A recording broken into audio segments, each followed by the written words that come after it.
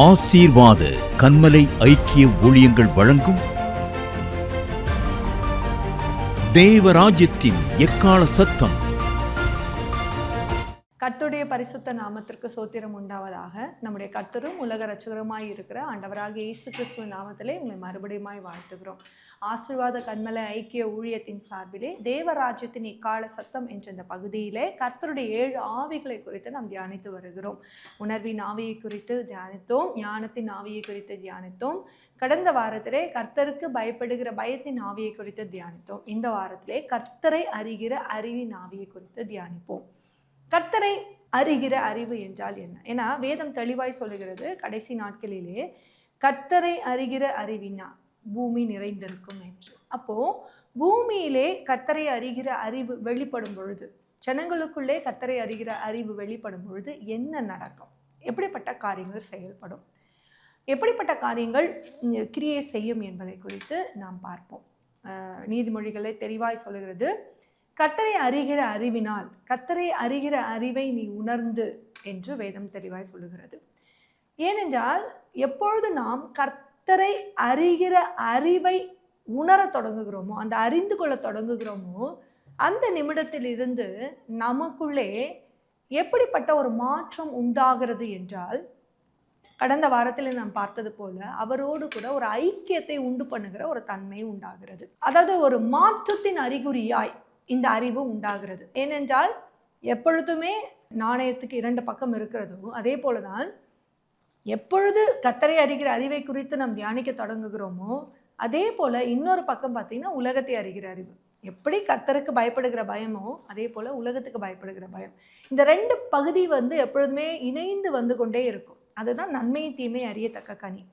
அப்ப இந்த 2 பகுதிகளும் வந்து கொண்டே இருக்கும் பொழுது ஒரு காலகட்டத்துக்கு மீது கர்த்தர் தன்னுடைய ஜனங்களுக்கு, என் ஜனம் என்று முத்திரிக்கப்பட்ட என் ஜனத்திற்கு நான் என் நன்மையை வழங்குவேன் என்று சொல்லுகிறார். அவருடைய நன்மைதான் அவரை மாத்திரமே அறிகிற அறிவும், அவருக்கு பயப்படுகிற பயம், அவருடைய ஞானம், அவருடைய உணர்வு. இது என்ன ஆகும் என்றால், ஒரு காலகட்டம் வரைக்கும் இந்த நன்மையும் தீமையும் போராடி கொண்டே இருக்கும். நம்முடைய வாழ்க்கை நல்ல ஒரு போராட்டம் என்று பவுல் சொல்லி இருக்கிறார். அப்படின்னா நன்மை தீமை நம்முடைய இருதயத்துக்குள்ளே, நம்முடைய சிந்தையிலே போராடி கொண்டே இருக்கும். அநேக நேரங்களிலே நன்மை மேலோங்கும் போது தீமை கீழ்ப்படும், சில வேளைகளிலே தீமையை மேற்கொள்ள நன்மை கீழ்ப்படும். இப்படிப்பட்ட காரியங்கள் நமக்குள்ளே போராடி கொண்டே இருக்கிறோம். அதனால தான் அதுக்கு பலனை நம்ம ஜெபத்தினாலே பெற்றுக்கொள்ளுகிறோம். ஜெபிக்கும் பொழுது நம்ம அப்படிப்பட்ட பலன்களை பெற்றுக்கொண்டுதான் இந்த உலகத்தின் தீமையோடு நம்ம போராடுகிறோம். ஏன்னா இந்த உலகத்தின் தீமையை நம்ம மாம்சத்தோடு அல்லது நம்முடைய சுயத்தினாலே நம்ம வெல்ல முடியாது. நம்முடைய சரீரமே அநேக நேரங்கள் நமக்கு எதிரியாய் நிற்கும். ஆனால் நம்ம ஜெபிக்கும் பொழுது தேவன் தருகிற அந்த ஆவியின் பலத்தினாலே நாம் இந்த தீமையோடு போராடி அநேக நேரங்களிலே வெற்றி பெறுகிறோம், அநேக நேரங்களிலே நாம் சோர்ந்து போகிறோம். இப்படிப்பட்ட காரியங்கள் நம்முடைய வாழ்க்கையிலே முடிவு பரியந்தம் வரை, மரணம் வரை தொடர்கிறதா இருக்கிறது. ஆனால் ஒரு காலகட்டத்திலே தேவனுடைய இந்த கடைசி நாட்களிலே அவர் தன்னை ராஜாவாய் வெளிப்படுத்த தொடங்கும் பொழுது, அவர் ஆளுகை செய்ய தொடங்கும் பொழுது இந்த நன்மை மட்டுமே வாசம் செய்கிற தன்மை வெளிப்படும். அப்படிப்பட்ட காரியத்துக்குள்ளதான் இப்ப நம்ம கடந்து வருகிறோம். ஏனென்றால் நீங்க எப்படி பார்த்தீங்கன்னாலே இந்த சாராம்சம் முழுவதுமே நம்ம எவ்வளவு வேதத்திலே இந்த கடைசி காலத்தை குறித்து தியானித்து கர்த்தர் வெளிப்படுத்தின ரகசியங்கள் எல்லாமே அவரை அறிகிற அறிவுக்குள் நம்மை வளர்க்கிற ஒரு தன்மையை தான் இருக்கிறது. அவரை அறிகிற அறிவு என்றால் என்ன? கர்த்தரை அறிகிற அறிவு என்றால் என்ன? கர்த்தர் என்றாலே யுத்தத்தில் வல்லவர், அது அவருடைய நாமம். அவரை அறிகிற அறிவு என்றால் என்ன? ஏனென்றால் இன்றைக்கு நமக்கு அவரை அறிகிற அறிவு எந்த அளவுக்கு இருக்கிறது என்றால், ஒரு 5 மடங்கு 5% கூட நமக்கு கர்த்தரை அறிகிற அறிவு இல்லை. ஏனென்றால் நம்ம தேவன் என்றாலே நம்ம ஒரே ஒரு காரியத்தை தான் தெளிவாய் செய்கிறோம். அவர் சமூகத்திலே போய் விண்ணப்பிக்கிறது, நமக்கு தேவையானதை அவரிடத்துல பெற்றுக்கொள்வது, நம்முடைய சோர்வில் அவர் நமக்கு பலன் கொடுக்க. இன்னைக்கு எப்படி மாறிவிட்டது என்றால், இன்னைக்கு நவீன கிறிஸ்துவ சமுதாயம் எப்படி மாறிவிட்டது என்றால், எனக்காக தான் தேவன் என்பதை போல மாறிவிட்டது. அது ரொம்பவும் ஆபத்தான ஒரு விஷயம். நான் கண்ணீரில் இருக்கும்போது அவர் எனக்காக கண்ணீரை துடைப்பார். நான் அழும்போது என்னை அவர் தூக்கி எடுப்பார். நான் கலங்கும் போது அவர் என் பக்கத்தில் இருப்பார். அவர் எனக்காக அழுது கொண்டே இருக்கிறார். இந்த மாதிரி தேவனை எப்படிப்பட்ட பார்வையில நாம் பார்க்க தொடங்கிவிட்டோம் என்றால், எனக்காக தான் அவர், அது மாத்திரம் கிடையாது. ஏன்னா தேவன் தெளிவாய் சொல்லுகிறார், அவருக்காக தான் நாம், சிருஷ்டிகருக்காக தான் சிருஷ்டி. நாம் எல்லாம் சிருஷ்டிகள். நமக்கு ஒரு உயர்ந்த ஸ்தானத்தை அவர் வைத்திருக்கிறார். தகப்பனாய் நமக்கு அந்த பங்கை கொடுக்கிறார். அதற்காக சிருஷ்டிகரை அவமதிக்கிற எந்த காரியத்தையும், சிருஷ்டிகரின் மகிமையை திருடுகிற எந்த காரியத்தையும் அவர் ஒருபோதும் அனுமதிக்க மாட்டார். ஏன்னா அது அவர் வெறுக்கிற ஒரு வெறுப்பு. இதில் நம்ம ரொம்ப கவனமாக இருக்க வேண்டும். இன்னைக்கு வருகிற பாடல்களில் கூட அநேக வேளையில அவரை புகழ்ந்து பாடுகிற பாடல்கள் குறைந்து கொண்டு வருகிறது. நம்மை வைத்து அவரை பாடுகிற பாடல்கள், என் பலவீனத்திலே எனக்கு அவர் பலனாயிருப்பார், என் கண்ணீர் நிறைய காரியங்கள், என் வியாதியிலே அவர் எனக்கு இப்படி இருப்பார், நான் இப்படி கீழே விழுந்த போது அவர் என்னை தூக்கினார், நான் இப்படி நம்மை வைத்தே அவரை வெளிப்படுத்துகிற ஒரு காரியத்தை தான் நம் பாடல்களாக பாடிக்கொண்டு வருகிறோம். ஒன்றே ஒன்று தெரிந்து கொள்ளுங்கள், கர்த்தர் தன்னுடைய மகிமையை வேறு ஒருவருக்கும் தர ஒட்டார். ஏனென்றால் அவர் எப்பொழுதுமே, நீங்க பரலோகத்தில் பார்த்தீங்கன்னா வேதம் தெளிவாய் சொல்லுகிறது, உன்னதத்தில் வீற்றிருக்கிற அவருடைய சிங்காசனத்தில் வீற்றிருக்கிற அவருடைய தன்மையை குறித்து வேதம் எப்பொழுதும் இருந்தவரும் இருக்கிறவரும் வருகிறவரும் ஆகிய சர்வ வல்லமை உள்ள தேவன், அவர் சர்வ வல்லமை உள்ள தேவன், அவர் பரிசுத்தர் பரிசுத்தர் பரிசுத்தர் என்று அவரை கேருபின்களும் சேராபின்களும் பரலோகத்தின் திரள் கூட்டமும் வாய் ஓயாமல் அவரை புகழ்ந்து அவரை துதித்து பாடிக்கொண்டிருக்கிறது. அந்த பரிசுத்தத்தின் புகையினால் அந்த பரலோகம் முழுவதுமே அந்த பரிசுத்தத்தின் தன்மையின் தூப வர்க்கமாய் விளங்குகிறது என்பதை வேதம் தெளிவாய் சொல்லுகிறது. கர்த்தருடைய துதியிலே நாம் கலப்பை பண்ணவே கூடாது. இன்னைக்கு இந்த துதிகள் எப்படி மாறிவிட்டது அப்படி என்று பார்த்தீங்கன்னா, நம்மை வைத்தே இந்த துதிகளை நாம் துதிக்க தொடங்குகிறவர்களாக மாற்றோம். என்னை எடுத்தவர் இதே மாதிரி தான், இந்த காரியத்தை நம்மை வைத்து தான் நாம் துதிகள் என்பது அப்படிப்பட்ட துதிகள் கிடையாது. அதை தேவன் விரும்புகிறவரும் அல்ல. அந்த துதிகளிலே கலப்பு இருக்கக்கூடாது என்று விரும்புகிறவர். ஏன்னா அந்த துதி அவரை மட்டுமே துதிக்கிற துதி. அவரை அறிகிற அறிவை அறிந்து கொண்டோம் என்றால், அவர் எதையெல்லாம் நன்மையாய் நம்மை சுற்றி படைத்திருக்கிறாரோ, நன்மை என்று அவர் வாயில் புறப்பட்ட எல்லாவற்றையும் நாம் நன்மையாக பார்க்க தொடங்கும். வானம், பூமி, சமுத்திரம், ஆகாயம், நட்சத்திரங்கள், சூரியன், சந்திரன், செடி வகைகள், கொடி வகைகள், விதை, எல்லாவற்றிலுமே அவர் நன்மையை பார்த்தார். இது கர்த்தர் நல்லது என்று கண்டார் என்று வேதம் சொல்லுகிறது. அப்போ அந்த நன்மையை நாம் அறிகிறவர்களாய் மாறிவிடுவோம். அவர் வேதம் தெளிவாய் சொல்லுகிறது. நம்ம ஏற்கனவே பார்த்தோம். நற்காரியங்கள் வேறு, நன்மை வேறு. நன்மை பரத்திலிருந்து மட்டும்தான் இறங்கி வரும். அவர் நன்மை செய்கிறவராகவே சுற்றி திரிந்தார் என்று வேதம் சொல்லுகிறது. அப்ப நன்மை என்றால் என்ன, நற்காரியங்கள். இன்னைக்கு நம்ம இந்த ரெண்டு விஷயத்தை நம்ம குழப்பிக் கொள்ளுகிறோம். கர்த்தரை அறியாதவனும் நற்கிரியைகளை செய்கிறவனாய் இருக்கிறான். ஆனா நாமும் நற்கிரியைகளை செய்கிறதுனால் அவர்களுக்கும் நமக்கும் என்ன வித்தியாசம்? நாம் நன்மை செய்கிறவர்களாய் மாற வேண்டும். நன்மை என்றாலே கிறிஸ்து தான்.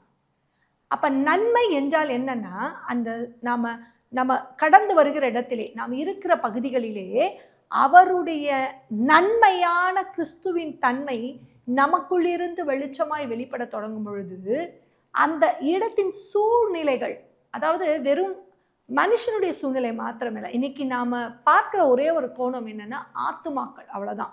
அது ஏனென்றால் அது தவறு கிடையாது.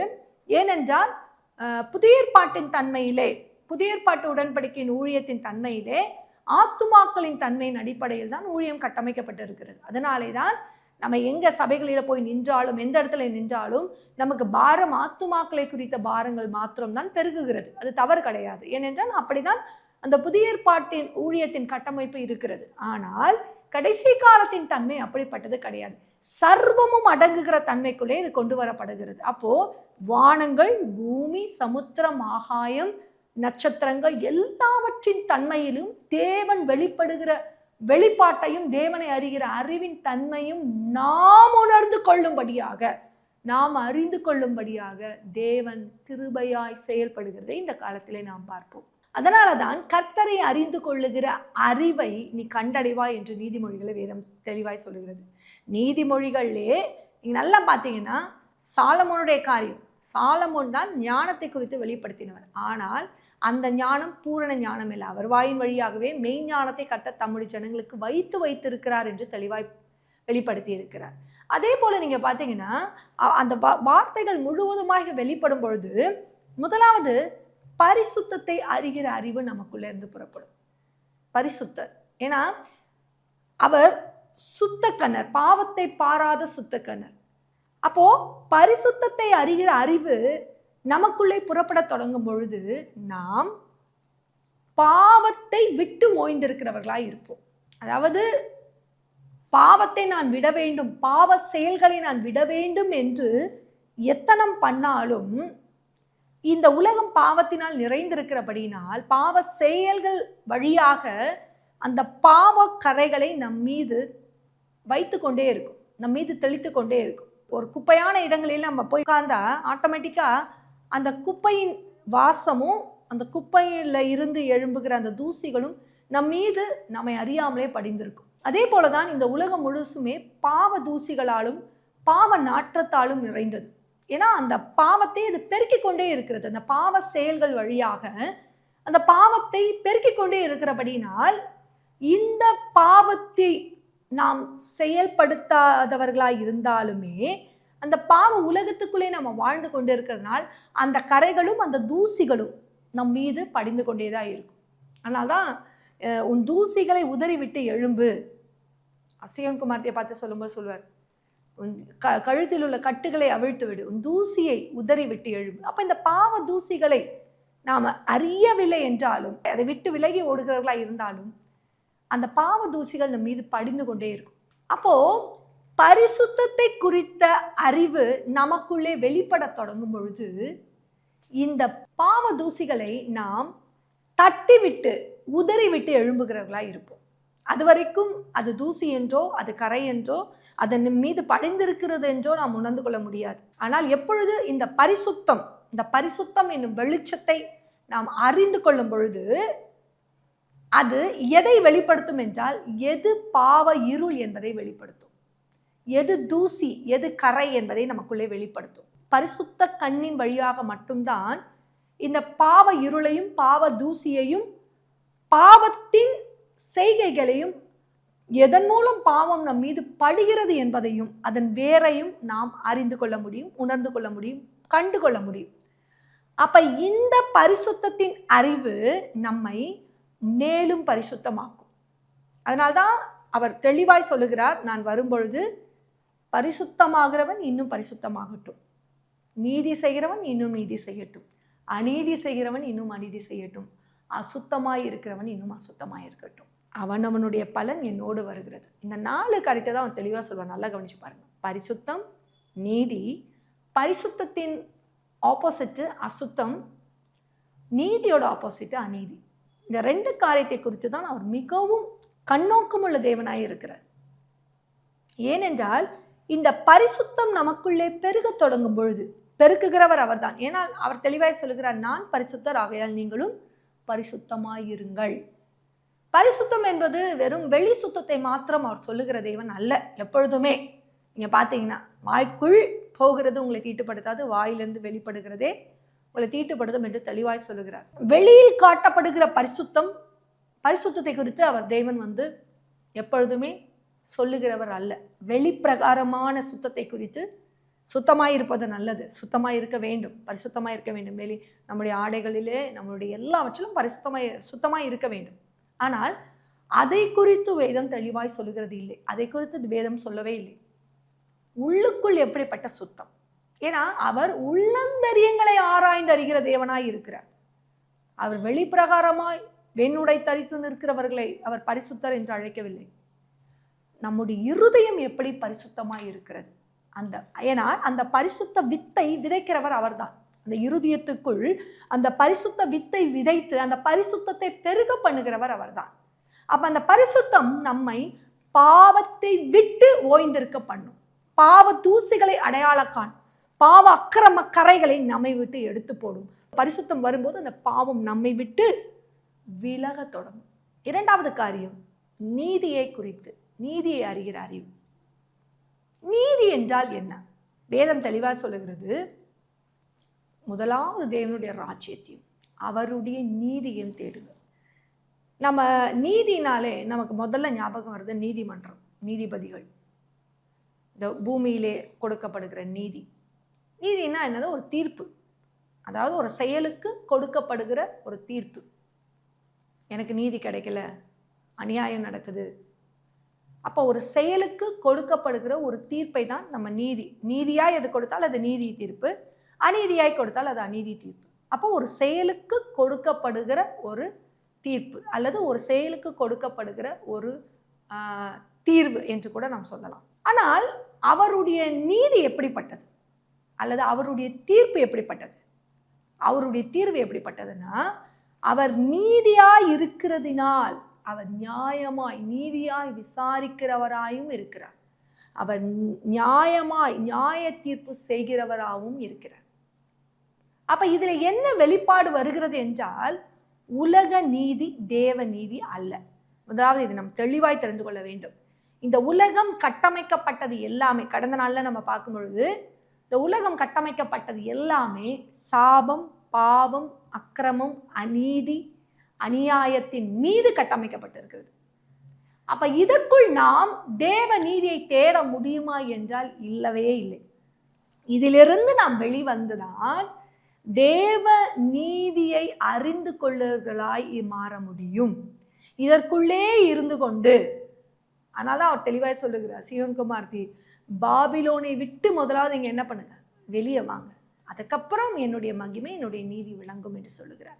நாம் ஒரு இடத்தில் இருந்து கொண்டே, ஒரு கட்டமைப்புக்குள் இருந்து கொண்டே நாம் தேவனுடைய ராஜ்யத்தையும் நீதியும் தேடுகிறது கூடாத காரியம். அதனால்தான் உலகத்துக்கும் உங்களுக்கும் சம்பந்தம் இல்லை. நாம் உலகத்தில் தான் இருக்கிறோம். ஆனால் உலகத்தின் தன்மைகள் நமக்குள்ளே வருகிறதற்கு அவர் வாசலாய் இருந்து அதை கதவை அடைக்கிறார். இன்னொரு காரியம் கூட இருக்கிறது, அவர் விரும்புகிறதை நான் விரும்புகிறதும் அவர் வெறுக்கிறதை நான் வெறுக்கிறதும் பரிசுத்தத்தின் ஆரம்பம்.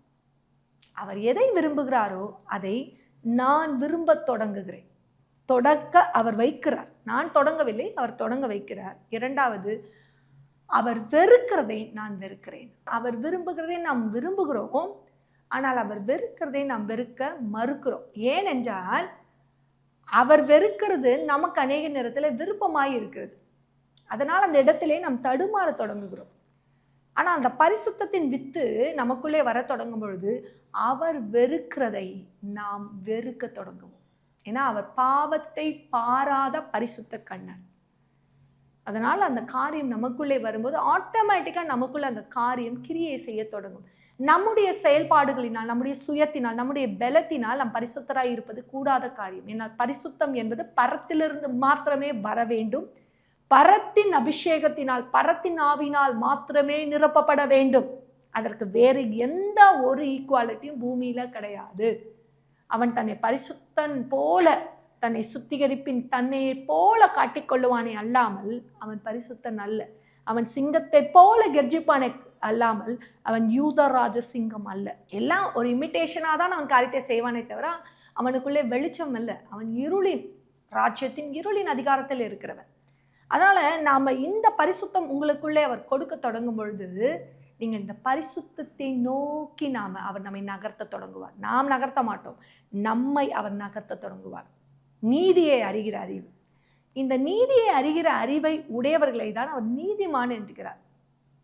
இந்த நீதிமான்களுக்காகத்தான், இந்த நீதிமான்கள் எதை கேட்கிறார்களோ, இந்த நீதிமான்கள் எதை விரும்புகிறார்களோ அது அவர்களுக்கு தரப்படும் என்று வேதம் சொல்லுகிறது. ஏனென்றால் எப்பொழுது ஒரு நீதியை அறிகிற அறிவு, அவருடைய நீதி எப்படிப்பட்டது, அவருடைய நியாய தீர்ப்பு எப்படிப்பட்டது, அவருடைய ஜனங்களுக்கு அவர் தரும் பலன் எப்படிப்பட்டது, அவருடைய ஜனங்களை அவர் எப்படி மீட்கிறார், அவர் துன்மார்க்கனுக்கு அவர் எப்படி பதிலளிக்கிறார், அவர் நீதிமான்களை எப்படி செம்மையாய் நடத்துகிறார் என்று ஒரு மனுஷனுக்கு அவன் நீதியை குறித்து அவர்களுடைய இருதயத்திலே விதைத்தாரானால் அவர்கள் அந்த நீதியின் மேல் பசித்தாகம் உள்ளவர்களாய், அந்த நீதியிலே பிரியப்படுகிறவர்களாய் அவர்களை மாற்ற தொடங்கி விடுவார்.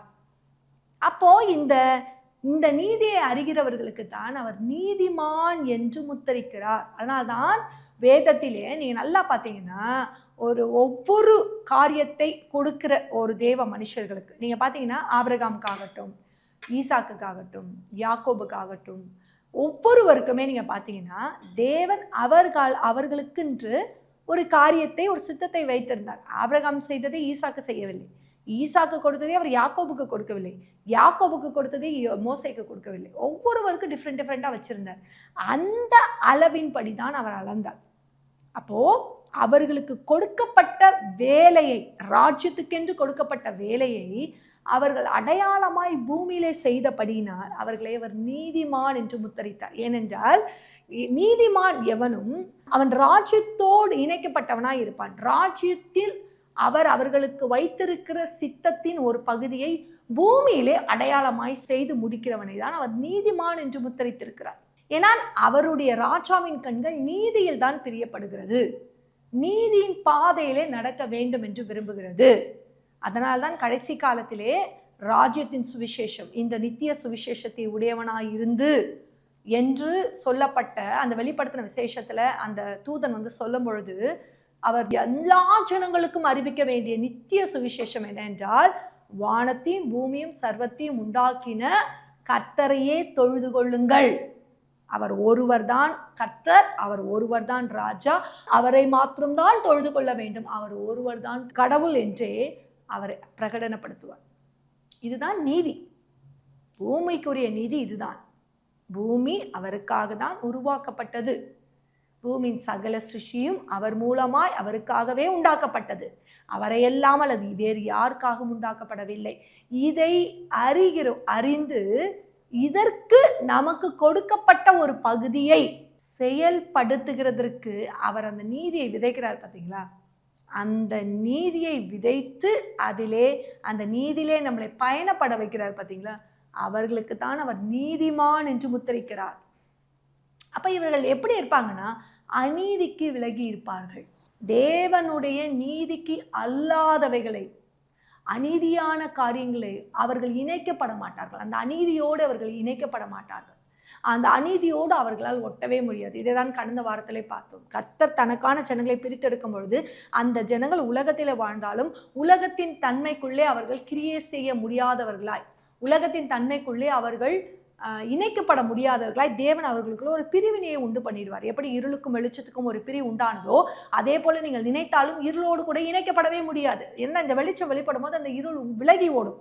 ஆனால் அப்படிப்பட்ட நீதி உங்களுக்குள்ள விதைக்கப்பட்டிருந்தால் நீங்கள் அந்த நீதியை நோக்கி மாத்திரமே பயணப்படுகிறவர்களாய் மாறுவீர்களே தவிர நீங்கள் அநீதியோடு கலப்பினமாய் இருக்க மாட்டீர்கள். மூன்றாவது பார்த்தீங்கன்னா, சத்தியத்தை அறிகிற அறிவு. வேதம் தெளிவாய் சொல்லுகிறது, சத்தியத்தை அறிவீர்கள், சத்தியத்தையும் அறிவீர்கள், சத்தியம் உங்களை விடுதலையாக்கும். சத்தியம் எதிலிருந்து நம்மை விடுதலையாக்கும்? எது மெய்யான விடுதலை? குமாரன் உங்களை விடுதலையாக்கினார், நீங்கள் மெய்யாகவே விடுதலை அடைவீர்கள். அப்போ நாம இப்பொழுது அடைகிறதெல்லாம் பூரணமான விடுதலையா? நாம் மன்னிக்கப்பட்டிருக்கிறோம். ரட்சிப்பு என்பது நமக்கு மன்னிப்பை வழங்கி இருக்கிறது. ஆனால் விடுதலை என்பது பூரணமாய் அதிலிருந்து விடுவிக்கப்பட வேண்டிய ஒரு தன்மை. அப்போ இந்த சத்தியத்தை அறிகிற அறிவு, இந்த சத்தியத்தின் ஆவியானோருடைய தன்மை நமக்குள்ளே கிரியை செய்ய தொடங்கும் போது நாம் சத்தியத்தை அறிவோம். சத்தியம்தான் கிறிஸ்து, தேவகுமாரன். அப்போ இந்த சத்தியத்தை நாம் அறிய தொடங்கும் பொழுது இந்த சத்தியத்திற்கு எதிராய் நிற்கிற அக்கிரமம், அசுத்தம், இச்சை, இவற்றிலெல்லாம் நாம் பூரணமாய் விடுதலை அடைய தொடங்கும். கண்களின் இச்சை, மாம்சத்தின் இச்சை, ஜீவனத்தின் பெருமை, இந்த மூன்று காரியங்களும் அவருக்கு எதிராய் நிற்கிற ஒரு தன்மை, அவருடைய தன்மையிலே கிரியை செய்கிற ஒரு காரியம். இதில் மூன்றிலிருந்தும் நாம் விடுவிக்கப்பட வேண்டும் என்றால் நம்முடைய முயற்சி அல்ல. கண்களை மூடிக்கொள்ள முடியாது, அல்லது மாம்சத்தை வெறுத்து விட முடியாது, அல்லது ஜீவனத்தின் பெருமை நமக்குள்ளே இல்லாமல் போக நாம் ஏழையாகவே இருக்க முடியாது. ஆனால் இந்த மூணு காரியமும் நமக்குள்ளே வேர் பிடுங்கப்பட்டு அழிக்கப்பட வேண்டும், விடுதலையாக்கப்பட வேண்டும் என்றால் நாம் சத்தியத்தை அறிகிறவர்களாய் மாற வேண்டும்.